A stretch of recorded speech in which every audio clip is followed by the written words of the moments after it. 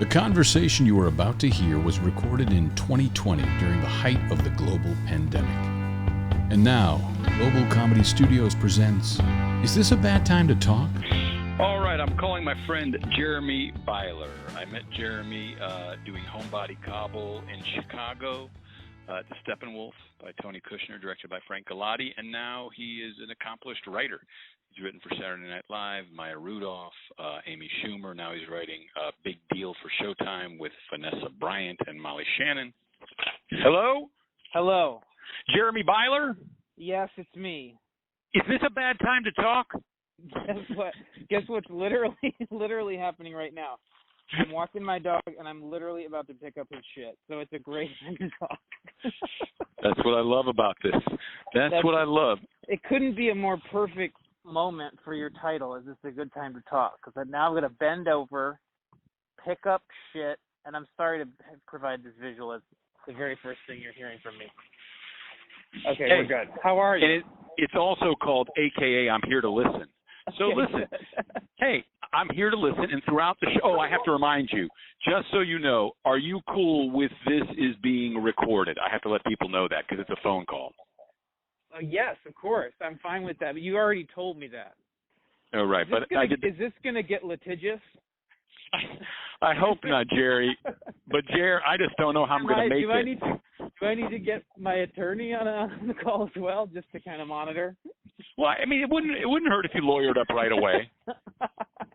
And, you know, he listened in, or she, rather, she. Again, I'm biased. Actually, a she.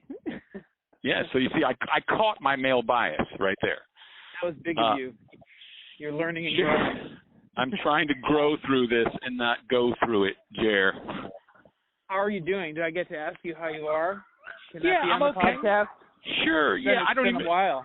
Yeah, it has been, and you know, I will say I'm doing okay. I'm hanging in there. I'm in New York City, and I'm in an undisclosed location for both our benefits.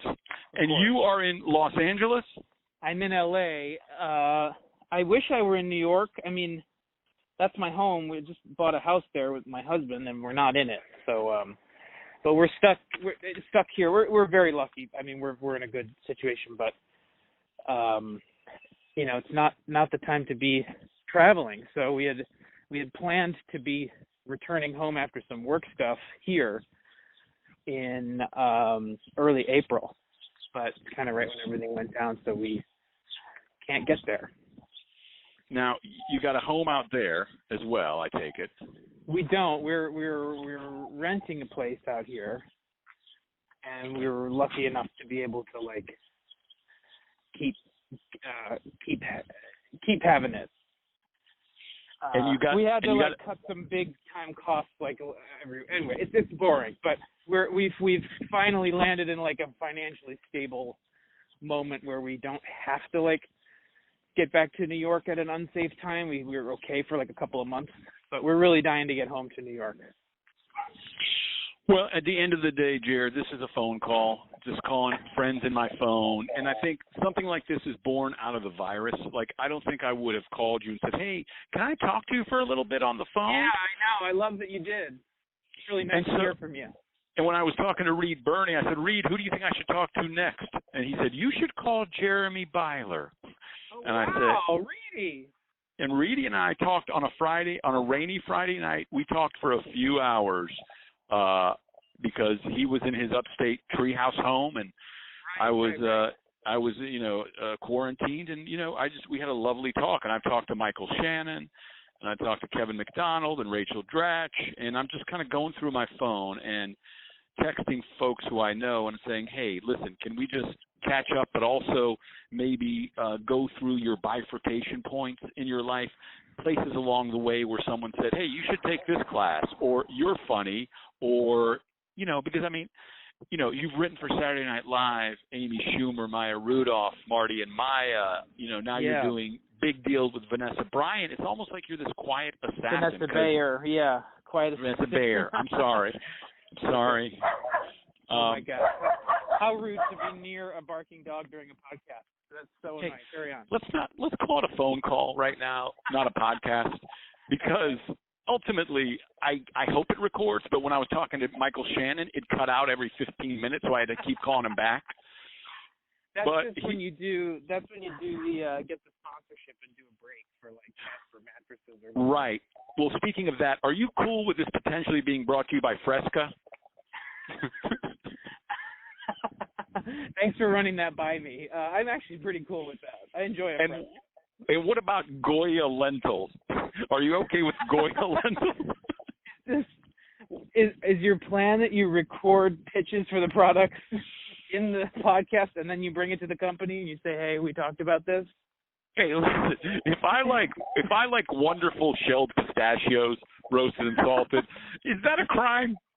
What about Magic Eraser? I'd love to try it out. I'd love to make sure it works, run it through the the test, and just fine anybody. Again, continuing to sense that this is going to grow into a highly litigious enterprise. Hey, listen, if you want to call your attorney, I'm happy to talk to her too. Because right now I'm trying to get to my first 52 podcasts. I like you're like, we're not going to call it a podcast. We're going to call it a phone call. But I'm going to open by saying, is it okay that I'm recording this legally? Well, that's New York law. I found an app in the App Store called Pay-Per-Call. And in the BC world, before Corona world, I don't think I would have called people up and said, "Hey, can you meet me at Simple Studios to do a podcast?" I wouldn't have bothered people who are busy, right? Right. And, yesterday I talked to Maz Jobrani for a long time, and, he lives in L.A. Funny. Yeah. And he's so funny and such a good guy, and I would have let perfect get in the way of good because I would have been like, "I'll come out to L.A. and I'll bring my equipment," and, I don't know why I talk like that, but yeah. But I think things that used to be done in person, even if things do kind of inch back to normal, we're going to suddenly be like, do I need to be going into an office? I think it's going to change a lot of things. So, Jeremy, you and I met doing Homebody Cobble at the Steppenwolf. Tony Kushner, Frank Galati. That's where our paths first crossed, and we became, pretty fast friends because you like to do bits. You like to laugh. You like to do bits. Well, I also idolized you at the I just thought you were so fucking. Still obviously so funny and cool. And I was 19 years old in college, and I just thought it was so cool to be able to hang out with you and a lot of those other people. That was like a really amazing experience doing that show. Wow. Well, thank you. Very meaningful to me. Well, me as well. I still Arian, Omar Metwali, Asif Manvi, Reed Burney, Tracy Letts, Amy Morton. Yeah. It was a magical summer. Magic. It really was. I didn't realize you were 19, but to me, you were just. I never got a sense of your age. I thought you were just. I live hard. Yeah. You lived hard, but also you had the ability to be be very thoughtful and have a serious conversation. But the moment you felt like someone was doing a bit, you're like, boom, I'm in. I will play. I'll be serious, thoughtful, put my heart out there. But if you even give me an inkling that you want to have fun and do bits, I'll do it. You can turn on a dime. It has always come naturally to me. Well, that's what I want. It's always, but I think initially as like an avoidance mechanism, but then you find the healthy version of it. So you say that comes naturally to you. 19 is when our paths crossed.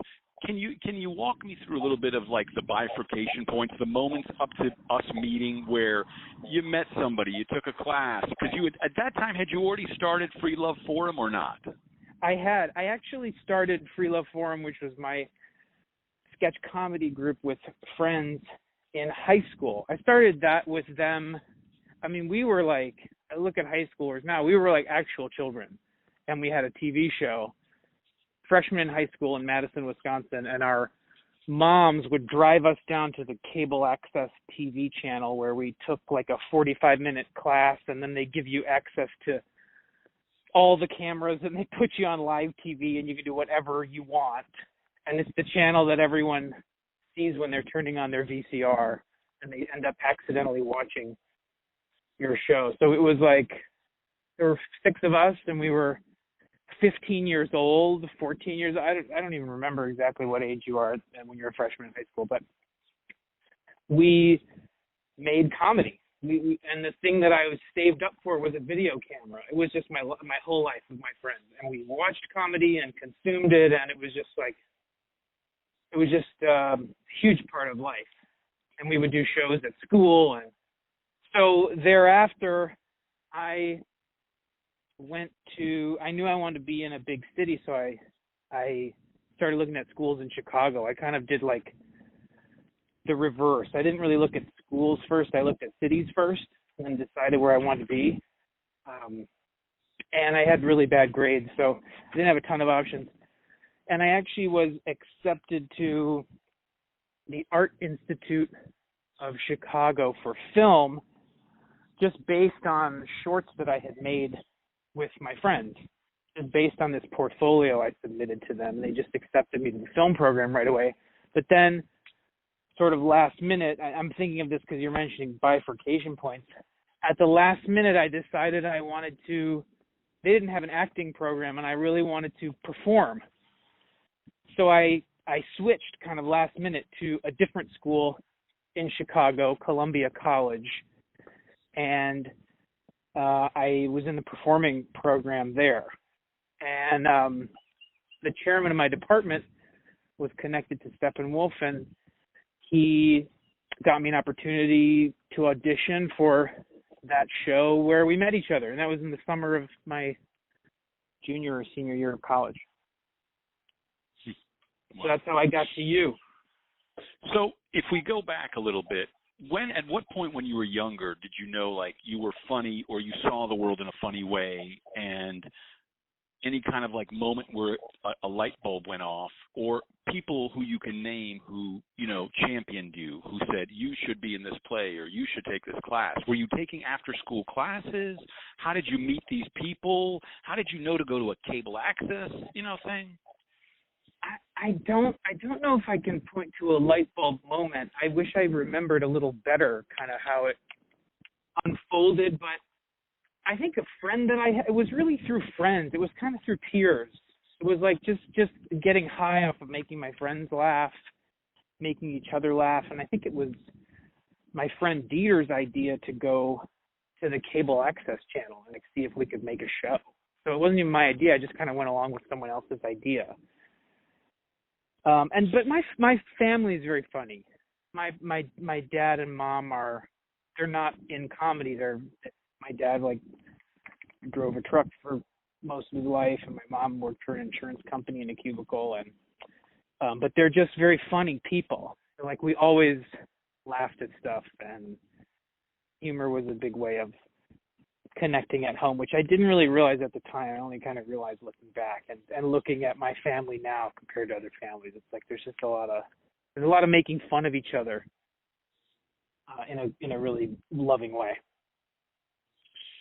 And you said that you saved up to buy this video camera. I assume back then, was it that it held a VHS tape, or back by your age they were smaller tapes?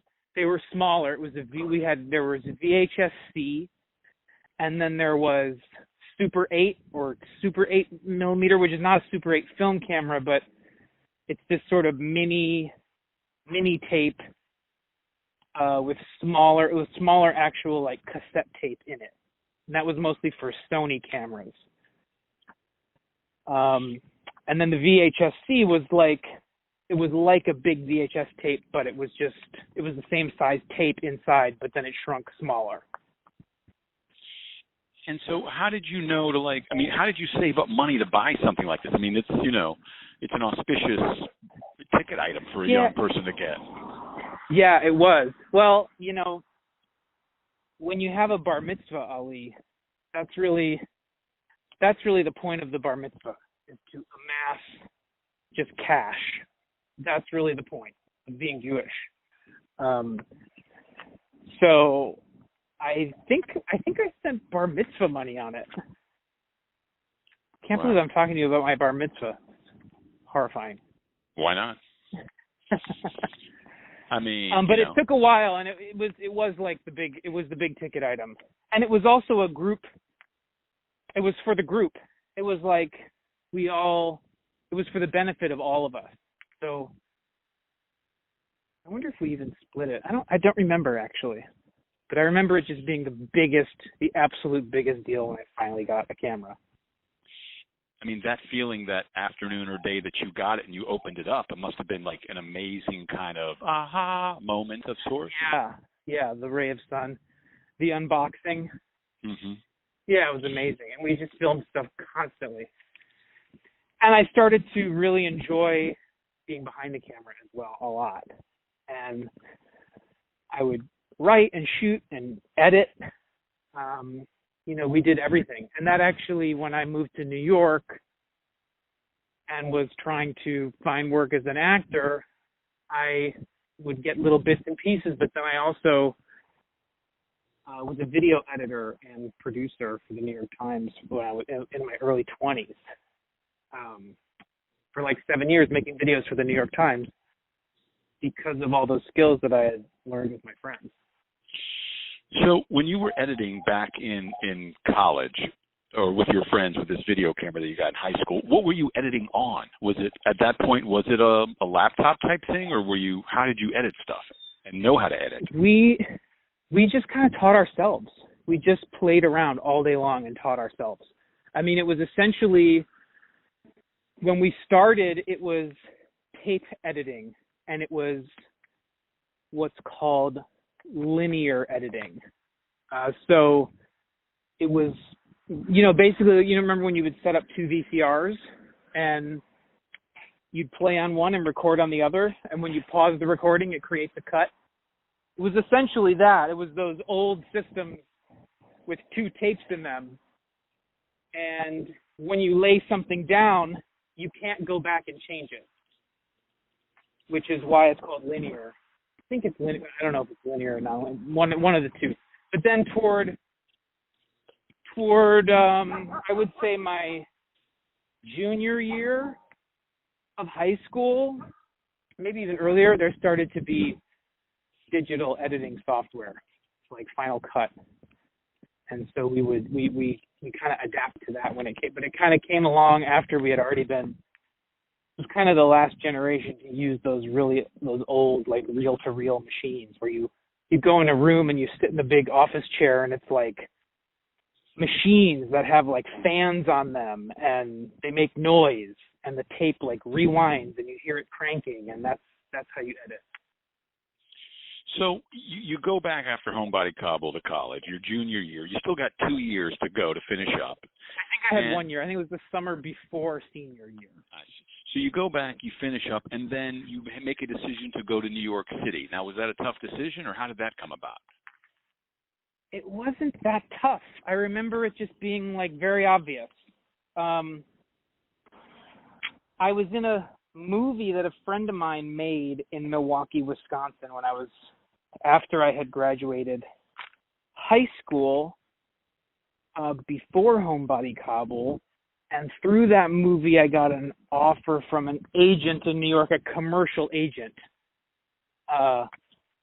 And so it was like, I have a potential offer from an agent in New York. I'm going to go for 6 months and see if anything keeps me there. And I went and stuff kept me there for however long it is, 15 years. And so you get there, and how do you find out that the New York Times, 7 years at the New York Times, both, the Gray Lady, kind of a reputable place, but also 7 years is in the modern era what most people would have put in 30 years at a company, Yeah. How does that come about where you're editing for 7 years there? Well, it was freelance. So what happened was, it was right at this time, it was just the timing. It was right at this moment when newspapers were realizing that they needed to have video content to like be competitive in any way. But none of them knew how to do it or what they were doing because it was just like old guard publishing. So suddenly this whole industry had to like absorb another industry, and they were doing anything they could, and they wanted to do it cheap. And I had the skills and would work for very little money, so I had a connection through a friend who hired me for a different magazine, just to like a now defunct magazine, to make videos with like makeup tutorials and stuff like that. And someone from that magazine transferred to the New York Times, my friend Julie, and she recommended me at the Times to make one video. They needed somebody to go out and make one thing, a video about Shakespeare in the Park. And I made one video. The turnaround was like, the opening was on a Monday night or whatever, and it was fully shot, edited, completed on the website like less than 24 hours later. So it was these very fast turnaround things for very little money, and I did a good job. And so they kept calling me back to make more videos, and that happened for many years. I made I think something like 350 videos for them or something like that, maybe more. Wow. And then somewhere along the line, our paths cross again. I think anyone's still listening, just to ask you. Well, honestly, it's me, and I got to just keep repeating that, it's just a phone call talking to me, because right now I've done 13 of these, and they're somewhere in Google Docs or Dropbox on my phone. I need to get a text, dude. You've lost them. Well, I don't even know if there's anybody there to lose, honestly. I'm using an old handheld receiver that I plug into my iPhone, so I'm talking to you on a handheld receiver. Because I really miss those. Is it like it's like nice and heavy? Yeah, it's black, nice and those. heavy, and I'm holding it in my hand. Maybe I'll send a picture of it to you. But what it does for me, it reminds me of a time where it was a big deal to talk to a friend on the phone. After dinner, and you pulled the phone. If you had one in the kitchen, you pulled it as far away as you could from the kitchen, or if at some point the phone was in you had access to a handheld phone, right? And so when this virus came about, I, like everybody, and it's still going through denial of like, this will be over soon. And then little by little, I was like, this is not going to be over, and I'm going to probably lose everything that I built in 18 years in 8 weeks, which I still find hard to believe. But so I had this handheld receiver. Happening? It's happening in its own way. But because honestly, it's not about. This isn't about me. It's about whoever's listening. And honestly, I'm doing this for the Jeremy Beiler who's 15 in Madison right now, who may end up listening to this and going, "Oh my God, I got to listen to Jeremy Beiler." Everything I do for one person. I just don't know who that person is. But right now, it's just me. It's just me right now. It's just me catching up with you, an excuse to talk to you on the phone. Yes, I'm recording it. Yes, I will hopefully put it out there. But, for me, I'm always interested in people's journey. And like I said, I've known you and liked you from the moment I met you, but never talked to you about, how you did these things. And you've, very quietly amassed quite a resume and, a career. So that's why I was interested, because a lot of people, because our paths had crossed again when Free Love Forum did some shows at the Pit. You took my writing class, I think, for SNL. Yeah. You took some classes. You were on a house team at the Pit, but somewhere along the line, you ended up starting getting real gigs. Was SNL your first gig as a writer? No, my first gig actually was this show on IFC called Bunk with Kurt Braunohler, who taught at the Pit, and he was one of my first improv teachers when I moved to New York, who's now a friend of mine. I really like him so much. And he's here in LA. But so Kurt Braunohler and my friends Ethan Berlin and Eric Bryant, who I think you probably also know, they sold a show to IFC, which is like a fake game show. It was sort of like a precursor to At Midnight. It's a little similar to At Midnight, but just more absurd and a little sillier. It was really great. And I had met Eric and Ethan through the New York Television Festival, which was a festival that would give opportunities for people to submit self-produced pilots, and they would sort of connect you with industry people. So Free Love Forum, my sketch group, we made a pilot for $600 and submitted it to the festival, and nothing really ever happened with it, but I did at that festival make friends with Eric and Ethan, who had also made a pilot that was extremely funny, animated pilot that I loved. So they sold a show to IFC and hired me as a writer. And from that, one of the other writers there, he had written at SNL for 10 years.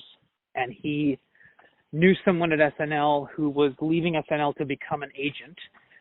And she was looking for clients. She was just getting started. I had got my first writing job and was looking for an agent.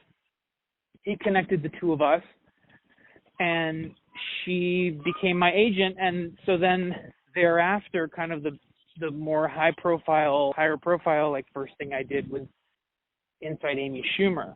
And I just submitted a packet to that show through my new agent, met with them, loved Amy and Jesse Klein, and thank God they hired me. I loved that job so much. And from there, I went to SNL. You know, it's interesting because part of this, and if you can name names, you know, because I believe in good gossip and shout outs to people, you know, if you can name their names of who that writer was and who the agent was, because so much of what you say, and having talked to a lot of people, I realize there's so many of these little connections that I have where Ethan Berlin was one of my students. He teaches for the Pit. Kurt was the first improv instructor I hired 18 years ago. You know, man, Amy really, Schumer and I met. Beautiful names, Yeah, and Amy Schumer and I met on Delocated when she was just, you know, a stand-up, but kind of getting into sketch, and John Glazer gave her a job on Delocated doing sketch comedy, you know, and I knew Jesse Klein for the alt stand-up movement, and so, like, and I was lucky enough to be on Amy's show a few times. I remember, you were so funny on that show. Thank you. And Neil Brennan directed one, and Jesse was the producer. So I think it's cool to, like, see all these kind of connections as people move through the business and the career of their lives. Who was the writer who was there 10 years? The writer was the great Doug Abels, really, really funny guy. And then the agent was Ayala Cohen, who's also really fantastic. Right. Both names, yeah. And, I mean that's, you know, and Bunk, you know, Ethan I think met Kurt at the Pit, and New York Television Film Festival. Terrence Gray has been, you know, very supportive of the Pit throughout the years, and I hope that comes back. But I always tell people the New York Television Film Festival is a great way to have a deadline and get your stuff out there. Yes. Well, and by the way, I'm leaving out, and I don't know why, the Pit was like extremely formative through all those New York years with Free Love Forum. We felt like we had a home there. We did a lot of stuff there. And while we made that TV pilot, I think we even shot some stuff there and shot some stuff with you. I remember, do you remember that thing, the Steve Jobs thing that we shot, where you played the Steve Jobs type? Do you remember that? I do now, yeah. you're giving an Apple keynote address with a big projector behind you, and you're wearing like a black turtleneck, and you're unveiling ing key, the ING key for the keyboard. Right. I do remember that. I mean, I was so clueless. I mean, I would say yes to whatever, anything but anybody asked me to do, I'd say yes. When I was talking to Richard Kind. I love him. And one of the things, when I love Richard, and you know, and Richard, I know each other, and I talked to him for a great long time. And I said, Richard, what's one of your secrets of your success? And he goes, I say yes to everything, Allie. Whatever anybody asks me to do, I say yes. That is a solid impression. I love Richard. Richard, my landlord, his daughter was getting bat mitzvahed, and he asked me if I could get any of my famous friends to do a video. I asked a lot of folks, got ghosted by a lot of people, but Richard Kind burned a lot of bridges. Burned a lot of bridges in the business. That's right. That's the title of my Hollywood book, Burning Bridges. Burning Bridges, the Ali Parnakian story. You're asking someone to make a video for your landlord's daughter? This is what you're going to use your ask for?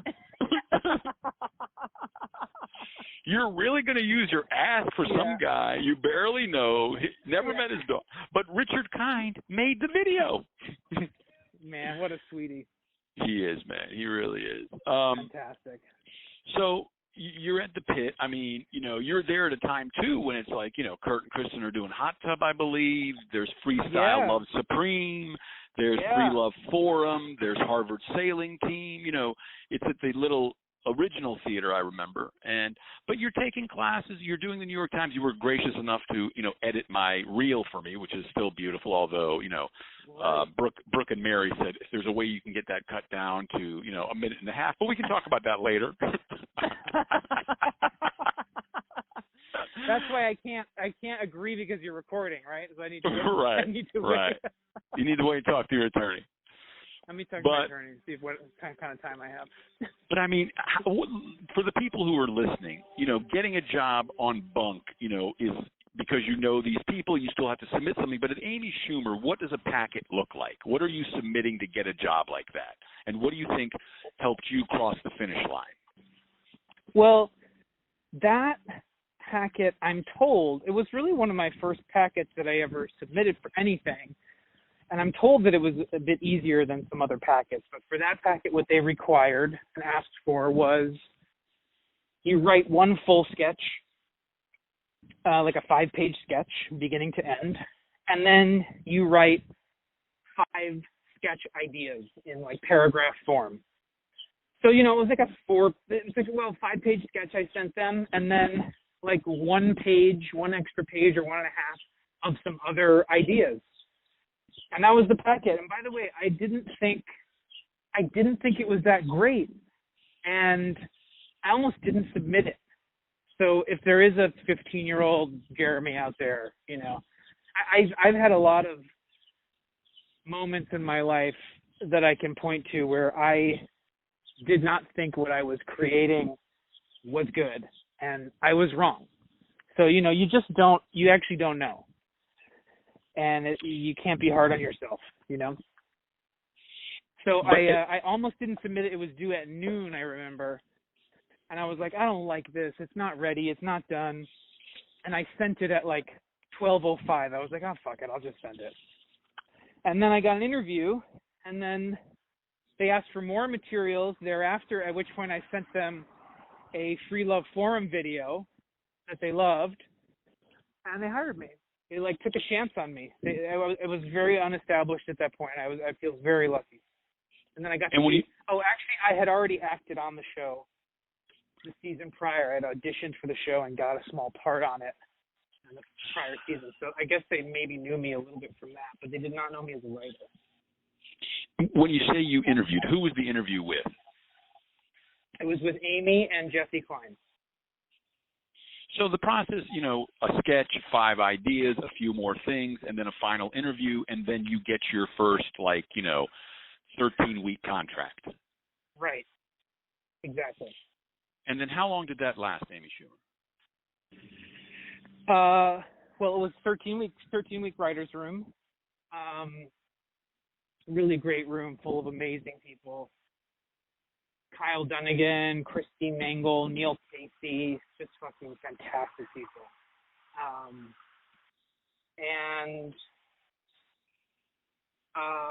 Would you ask how long it went? How long it lasted? That lasted how long? 13 weeks of writing, and then the next season came along, and in the interim between that season and the next season, through my agent, I had come out to LA to help for 3 weeks on a pilot for the Maya Rudolph variety show. This was 2013 or 14 maybe. They needed a writer to come in, fix some stuff, and who would be cheap. And so I took that gig. And I came to LA and I worked my ass off on that little show and ended up writing like half of the show. Well, not really. There were really great writers on that as well, actually. What I mean is that I had a lot more to do with it than I ever thought that I would. Like, I was very fortunate that they wanted to put stuff up that I had written. And I started, I became friends with Maya, who I love. And so why am I describing all that? Because in the interim between season 2 and season 3 of Amy Schumer, I kind of had formed a relationship with Broadway Video and the whole Lorne Michaels crew, and because Maya's pilot was with those folks. And so they invited me to submit a packet for SNL, and I got offered SNL in the interim between those two seasons. So I debated. I was like, do I go back to Amy Schumer or do I go to SNL? And I ended up going to SNL. So I only did one season of Amy Schumer. But I continued to act actually in that show for another few seasons after that. So the Maya Rudolph show, which that was Maya's variety show, right? Correct. Which became Maya and Marty with Martin Short. What was the packet like for that? At that point, are you still having to put together a packet, or at that point there was no packet? There was no packet. It was just, I think it was, we had sent in things that I had already done, just samples of stuff that I had already written. Maybe for Schumer, I can't remember, or maybe even Free Love Forum stuff. But it was my agent at that point had a relationship with the producers of that show, so it was really on the strength of my agent's relationship with them that she just recommended me. And it was one of these like last minute things where it was like, they need a writer really quick. Can you go out there like in 2 days for 3 weeks? And I was like, yeah. So that's what I did. When you say you worked your ass off, what does that mean to people who, as a writer? Does that just mean you're, staying up late writing, you're writing a lot? I mean, what is your process like for writing these sketches? Do you keep all the ideas somewhere, and then when it's time to write, you pull out an idea, or you just, how does that happen? Well, I did in my sketch comedy time, I did have sort of a running document for years of sketch ideas that would come to me, that I would, when it comes time at your job to pitch some ideas, having a big document you can comb through and kind of find something is always helpful. I mean, the best is when you come up with something new because that's fresh to you too and it has like certain energy to it. But by working hard, I guess what I mean is there was a really tight clock on that show, and it was like we're shooting in 2 weeks or whatever, and the whole job was 3 weeks, but I think the shoot was like the last few days of it. Like we're shooting at this date on the calendar, and there's so much show left to create in 2 weeks. So it's not just like coming up with ideas, it's also coming up with ideas that play to performers' strengths that they want to do. It's figuring out how to pitch your idea and to whom, and how to sort of like communicate what you want to do. And then after that, if someone kind of gives you the green light to write what you've pitched, then it is actually, I remember then, it was like basically staying up all night, saying, you'd work all day, pitch, help other people with their ideas, just a lot of just sort of discussions about what to do, adding jokes to things, helping out kind of at every turn throughout the day. And then at night you go home and you have to write your sketch and bring it in the morning, and it's going to be read at a table with everybody, and you're going to hear whether it works, and certain things won't work, and then you have to go and rewrite it, do it again, and that's all in these kind of like in-between stolen hours. So I just remember not sleeping much, and just wanting to like crush these sketches because I was so excited to be able to be there.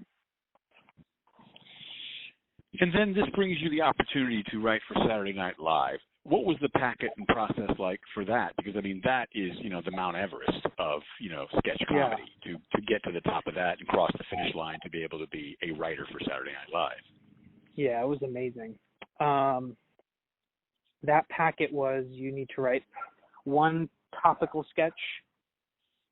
So, a political sketch of some kind. I'm trying to remember what I wrote. Anyway, so political sketch, then just any kind of sketch you want, and then a character-based sketch, and maybe one more. I think you have to write 4 full sketches, and that's the packet for them. And then you're packing and then a meeting. Yeah, and then you have a meeting or two. Most people meet with Lorne, although I never had a meeting with Lorne Michaels. Maybe because we had interacted already on that Maya pilot. So we sort of knew each other a little bit from that. And I guess looking back, I would probably guess that, my sketches that I did for that show kind of doubled as like audition sketches for SNL, because there were a lot of SNL people that showed up for that. And, so it was sort of like some decision makers at SNL had seen what I did for that show. So that was, I think, I have to say that I feel like that must have been part of it. And who were your meetings with for those final few meetings, to get the job finally? The head writers. So it was, I'm trying to even remember. Brian Tucker, who's really fantastic. Colin Jost, Eric Kenward, and then I feel like I'm forgetting. I think I had meetings with 4 people. Oh no, Rob Klein, who also is fantastic. Yeah, Brian Tucker's from UNC, and he's been great for the Pit in Chapel Hill, doing coming and doing conversation shows and stuff like that with us when he's in town. Really nice. Yeah, he's the sweetest guy, and he's so funny. And did you ever audition on 8H for a performer's position? I never did. I always wanted to, but I never did. Because you're a great performer in your own right. Is that something that you wanted to do but didn't come about? It didn't really come about. It was always sort of whispered about, and it was always like, there were conversations where it's like, yeah, they might be open to it or whatever.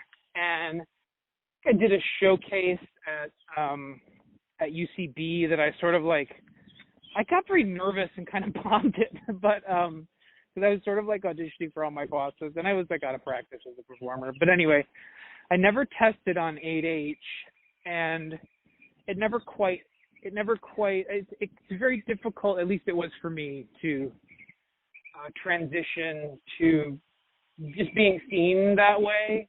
And I think that's partly because it can be difficult just kind of anywhere once you're kind of established in a certain way to step out of that. But then also I think it had to do with me, I kind of wasn't ready for it. And so how long were you at SNL then? 3 seasons. Mm-hmm. Season 40 to 43.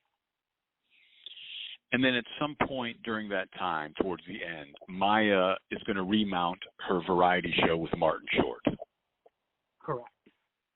And so how does that come about again, where now you're doing double duty, or you're going to transition to just work on that? I actually was doing double duty for that. I had 2 offices in 30 Rock at opposite ends of the building. One was for Maya and Marty, and one was for SNL. And I basically lived at the building, and I would kind of go back and forth, wrote for both shows. It was much harder to kind of keep a presence at SNL, so I didn't really write that much at SNL during that time. But I technically was writing for both. But for SNL that time, you had basically one sketch due by 10 a.m. on Wednesday, right? Well, it was usually more than one. Most people don't just write one. But yeah, everything's due 10 a.m. Wednesday. And then that Marty and Maya show is being done at 30 Rock as well. Correct. Wow. And so no packet for that. For that, it's just they know you're part of the team. For that, they knew. Yeah, Maya really liked me, and thankfully she just brought me in. She just wanted me to be a part of it, which was really amazing of her. And I mean, she can do it all. I mean, she can sing, dance, act, sketch comedy. I mean, she does it all. Unbelievable. She's unbelievable. She is one of the funniest people on planet Earth. Yeah. Yeah. And Martin Short, obviously, no one loves to make people laugh like Martin Short. Oh my God, he is so funny. He just like holds a room like nobody else. So easy with a story. That show was like really, that show was really special for that reason, just the proximity to people like that. And I remember there was one point I was like, I had to go give Marty some notes or talk about a sketch or something, I don't even remember. And I knocked on his dressing room door and he said, "Come in." And I walked in and it was just him sitting there with Steve Martin, and they were like sharing a thing of sushi. And they asked me if I was like, "Oh, I'll leave you guys alone." And he's like, "No, sit down." They both were like, and Steve too was like, "Oh, why would you leave?"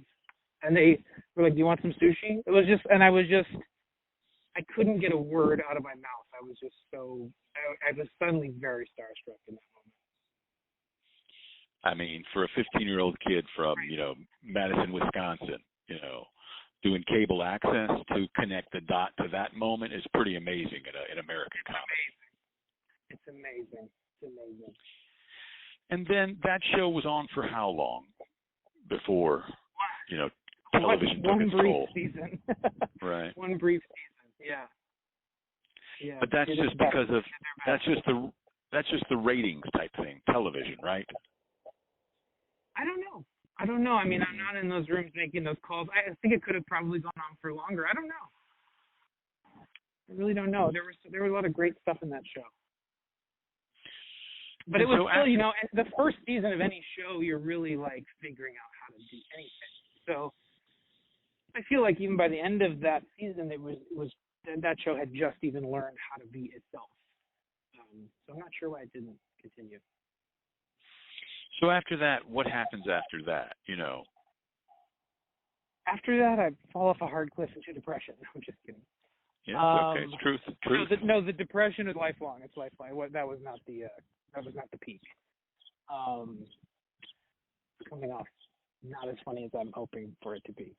Again, nobody is listening to this. This is just you talking to me. That is a great relief. Like in my dressing room. You talking to me with a small legal disclosure at the beginning. That's all this is. Casual, friendly legal disclosure. It's just you, me, a phone call that's recorded, your dog, and some birds in the background. That's all this is. To be honest, is this the worst one that you recorded because of all the sounds in the background? No, it's the best. I love it because okay, great. Because everybody tries to make these things, whatever they are, so perfect sound quality. But I'm like, this is a phone call. People get to listen in on it. Sharna was like, to me, it seems more intimate. Like it's this intimate phone call. I mean, Sharna and I talked for like 3 hours. So after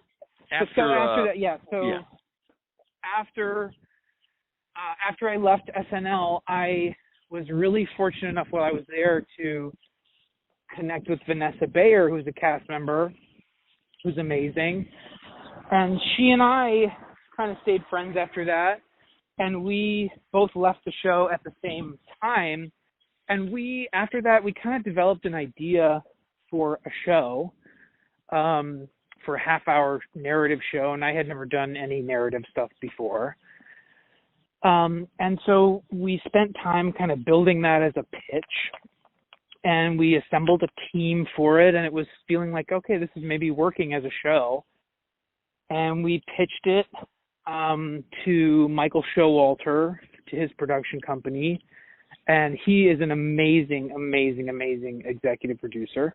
And we hired him he folded him into the project, and then actually hired Jesse Klein as well to be a part of it. So we had this like team of 4. And we went out and pitched to networks, and Showtime bought the show as a pilot. They bought the script. So thereafter, a decent part of my work life was kind of building this pilot with Vanessa, which actually we were 2 weeks from shooting before the pandemic.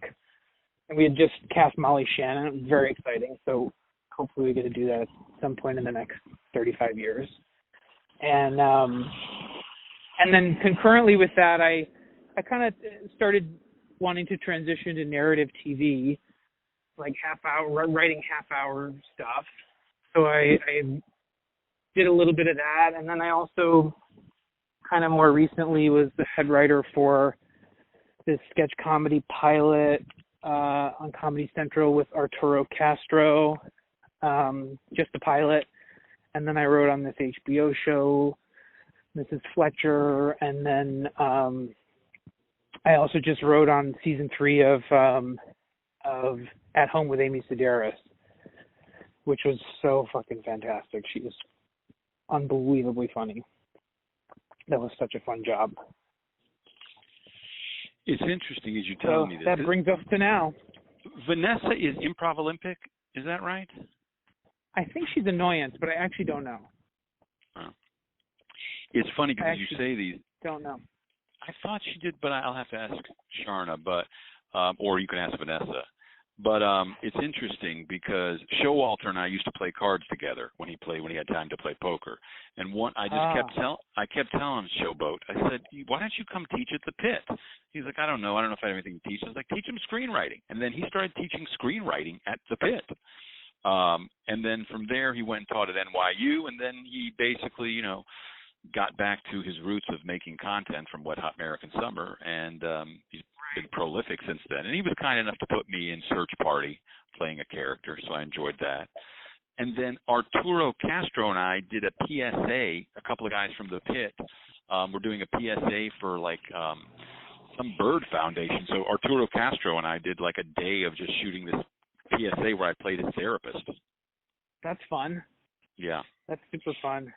And Amy Sedaris had offered me something. I was supposed to be a role in her show, but I was doing Chapel Hill at the time, and that odyssey started in 2017. I don't know if it was an offer or an audition, but was that recent to the Amy Sedaris thing? Is that in the last I would say probably 2018. No, not the past 6 months. Probably 2018 or something maybe. But Amy Sedaris, I was just talking to Pasquesi, and Sedaris, he was amazing. We had a great talk. But everybody I used to pull lights for TJ and Dave at the Barrow Street because I had acted in a play there.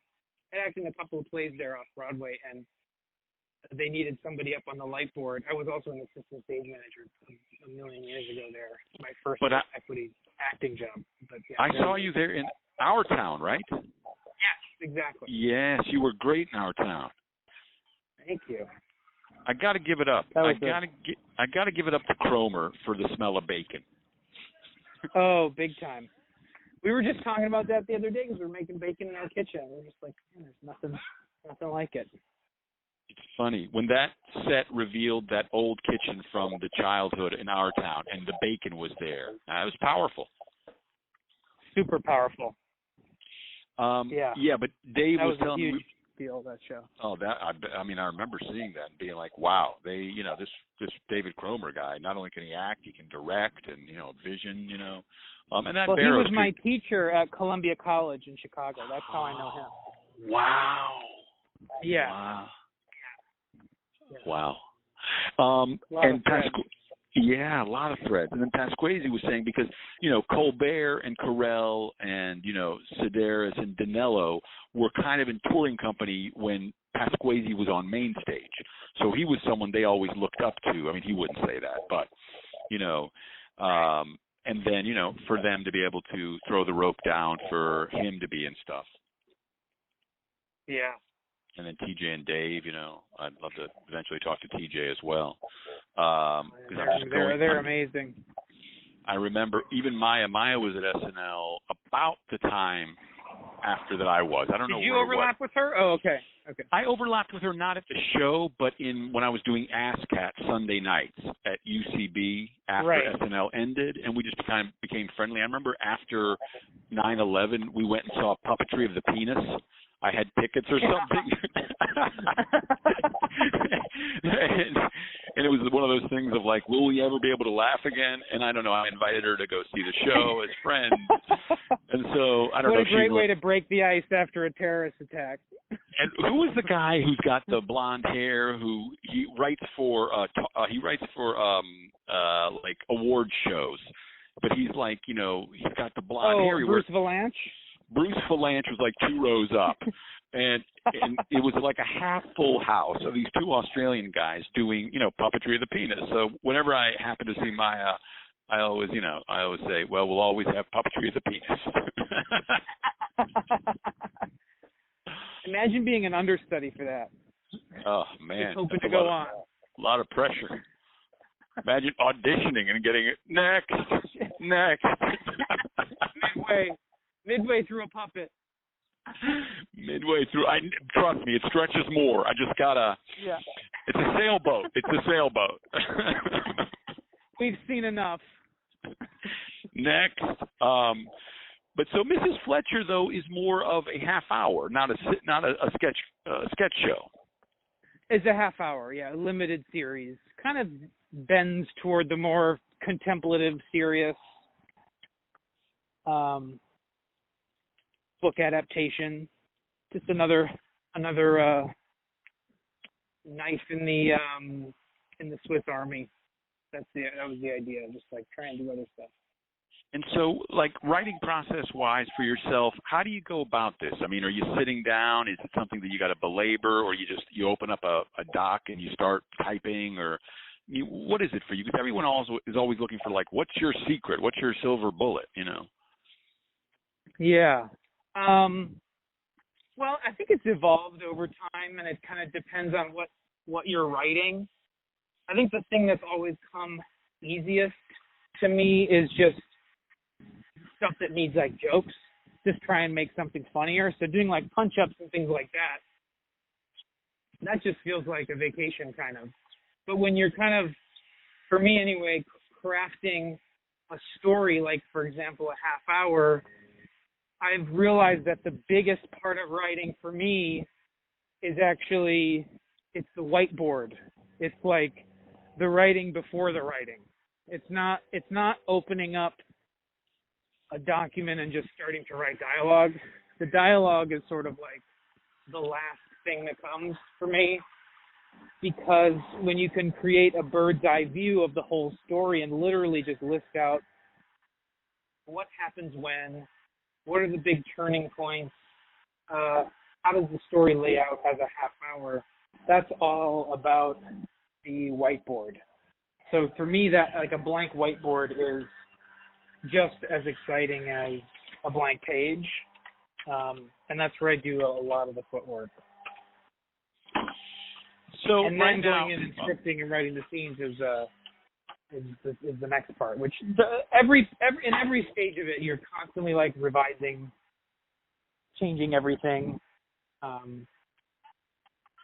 It's the magic bullet, I would say, and I still have not gotten to it. It's just that there is no perfect process, I don't think. It's like whatever works for you. For me, it's been trying to train myself to not immediately hate what I'm doing, just to like stick with it and to give yourself a break and believe in it and trust your gut and find the thing that makes you happy. I think as you get more and more jobs, it can be tempting, because it actually is part of your job, is to like serve somebody else's vision. But the real magic that everybody's looking for is for you to write what matters to you and what makes you personally laugh. So for me, it's like, if there's a magic bullet, it's figuring out how to do whatever process you do to preserve and uplift your own taste and your own preferences. So, yeah.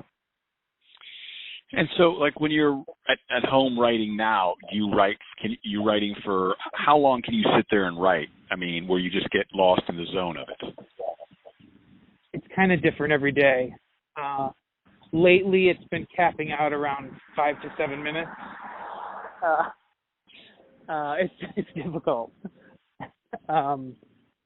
It depends. I feel like I get in the zone with certain things, and I get enamored with things that are new, like new ideas, and then you can lose hours and hours just sitting there working on it and getting it done. And then other times it's like something you've been working on for a million years and you kind of can't see it anymore, and it's just more rock up a hill, but then the next, it's like hard, but then the next day it's like, oh, this works, this is great.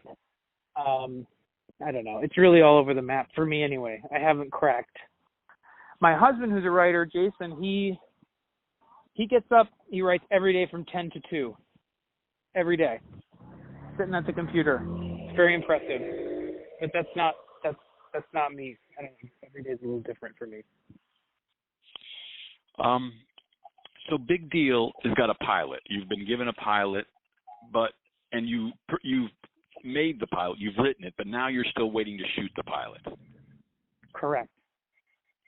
So you've got Vanessa, you've got Molly Shannon right now. I mean, 2 powerhouses. But amazing. Amazing. I mean, it's amazing. I mean, Molly was at the show while I was there, and to be able to be up close, it's like when I go to see tennis tournaments, and if I'm lucky, I go to the U.S. Open with my daughter once a year, and we'll go see Louis Armstrong instead of the Arthur Ashe because you can get right up close to Louis Armstrong. Sure. Yeah. And when you're up close, like within 10, 20 feet, it's like, oh no, this is different. The level of tennis they're playing and the way they're moving is much different than what you see on TV. It was the same way when I was there with, Molly and Will Ferrell and Jimmy and Parnell and Dratch and all those people in Horatio. It's just like seeing them up close is a little different of the power they wield. Totally. Yeah, it's really amazing. So now, Molly is great. I actually don't know her. That I'm kind of meeting her through this, and trying to remember. We actually haven't met face to face yet. We've just been on the phone a couple of times, but I'm so thrilled that she's a part of this. It's amazing. She's so funny. I've been a huge fan for so long. Yeah, I mean, she's got quite a story too of how she's gotten to where she is. I mean, just hard work and talent, really. So, choosing Molly Shannon, is that something how does that come about? You and Showalter and Jesse and Vanessa are like, who would be good for this role, and then you go down a list? Yeah, that really is basically it. I mean, we have a casting director that we work with too, and it's also about kind of like the alchemy of the entire cast and checking on people's availabilities. I mean, in Molly's case, she was like basically our first choice, so we reached out to her and we were like just floored and thrilled that she was like, yes, I'm down. So that one was very, very fortuitous and easy. And then we're actually we haven't cast the rest of it yet. We have other roles to cast. So it'll happen. So the hope is to shoot this pilot whenever allowed, correct? Correct. And then once the pilot gets made, this is partly for me, but also those who want to know, how long before Showtime says we want to order a season? What I'm told, having never done this before, is that it can be anywhere from like 10 minutes to 10 years. It's like you just don't know. It's really up to them. So whatever they feel like, basically. Wow. But they've been amazing. I love working with them. But actually in this interim process, while nothing's able to happen right now, we've been really lucky because they ordered a second episode script from us. So that's actually what we're doing, and I actually have to go get on a phone call for that in 15 minutes. But so we're writing a second episode right now, which is fun. So we're kind of using this time, and the idea with that is just to kind of keep the momentum going with the project, but then also, if they like the second episode, then what might happen kind of under these extraordinary circumstances where nobody is able to do anything in production.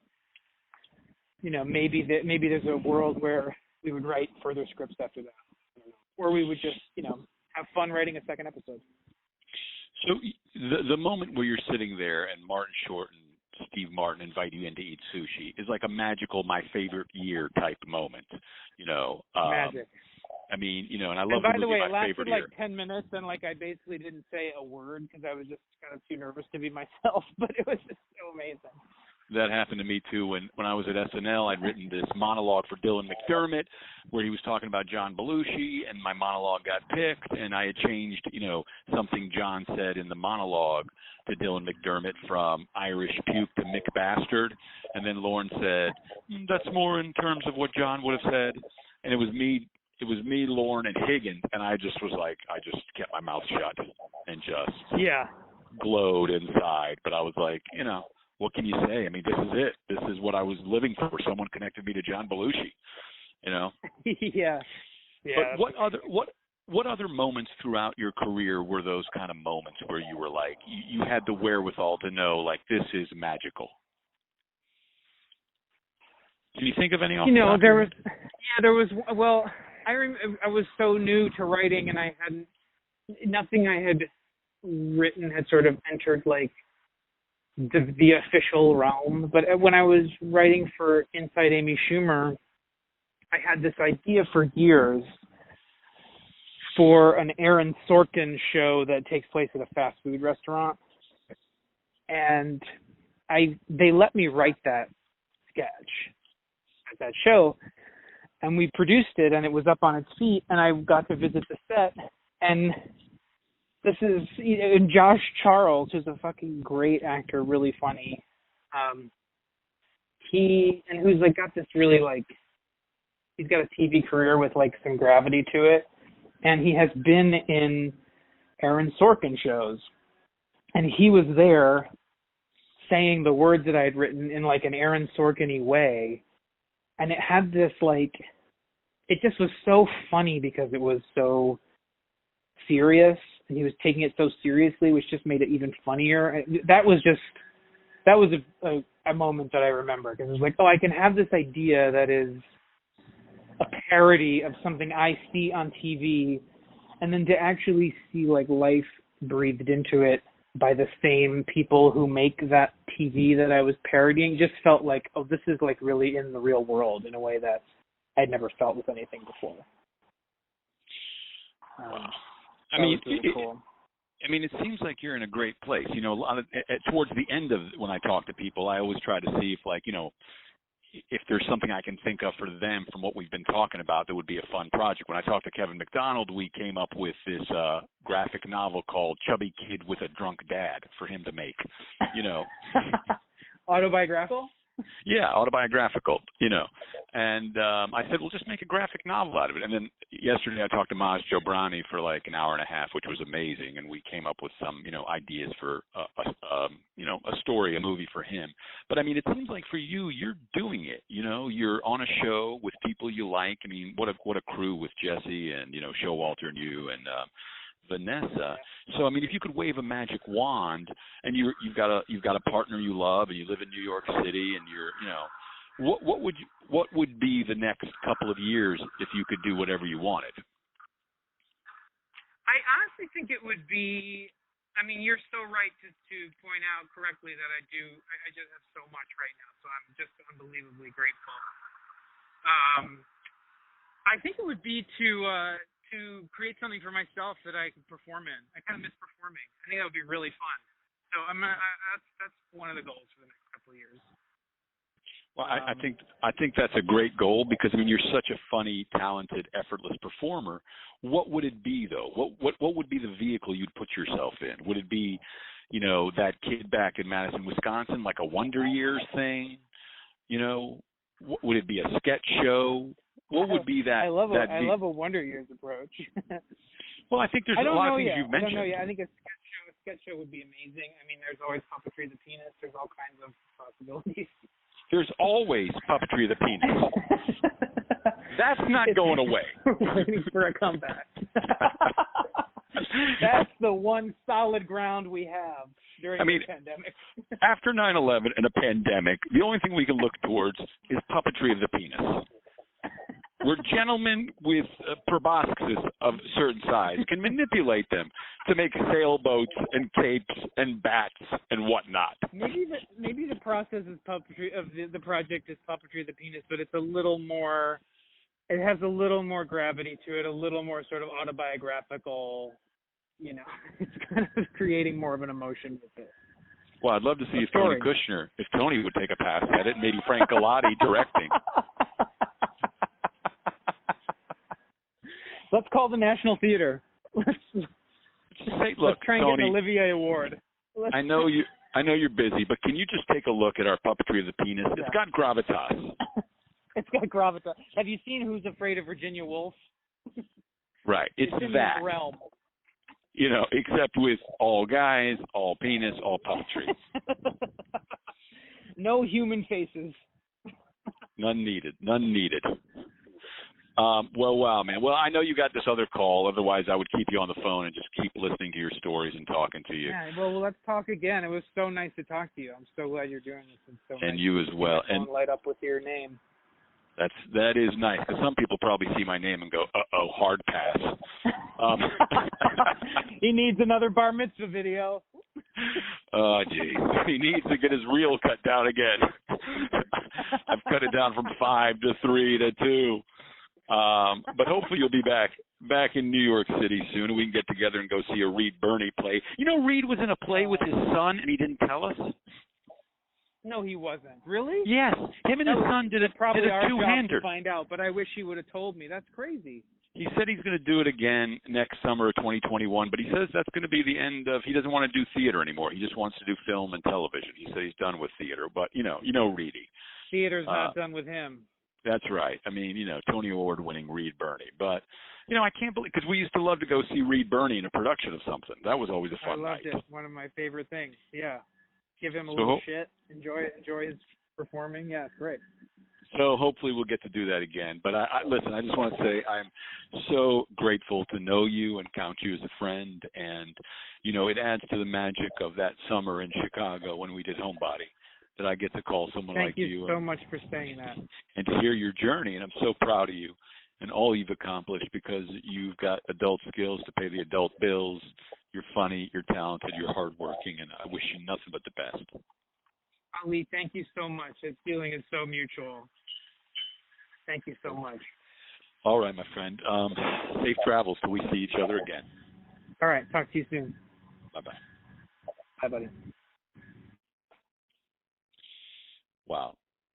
I've known Jeremy Beiler since the summer of 2003 when we did Homebody Cobble at the Steppenwolf, Tony Kushner's play, directed by Frank Galati, but never really talked to him that long because, again, in the BC world, you would be loath to take up people's time with, hey, can we spend an hour where you tell me about your journey and how you put together packets and what shows are like, but I'm curious. I'm a fan and a friend. And, he is a funny, good guy. He's a great performer, but also a great writer because, geez, look at these credits and all the things he's done. That's quite a body of work.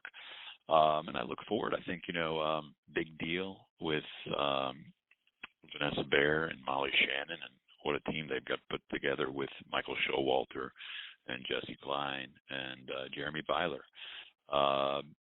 And that's all you can hope for in storytelling, being able to tell a cool, fun story that you like, working with cool people around you. So I look forward to seeing that show on Showtime someday soon. Well, I think we've come to our end. Wherever this finds you, I hope it finds you well. So good night, or sweet dreams, or good morning, or good afternoon.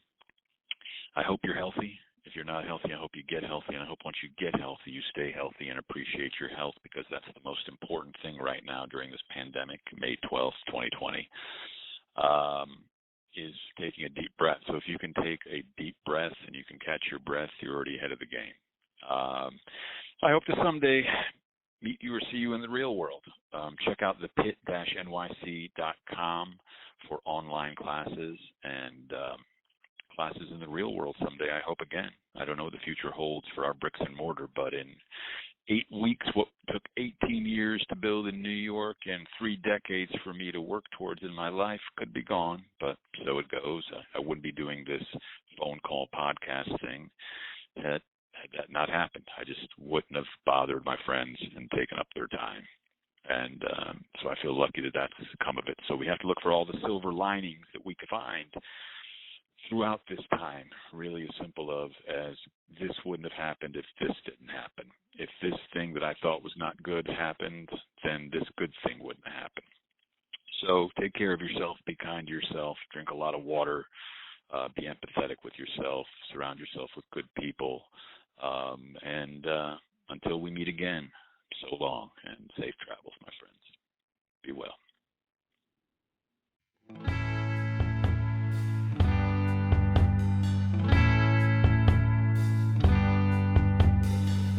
Thanks for listening to Global Comedy Studios. Is this a bad time to talk? Stay tuned for more.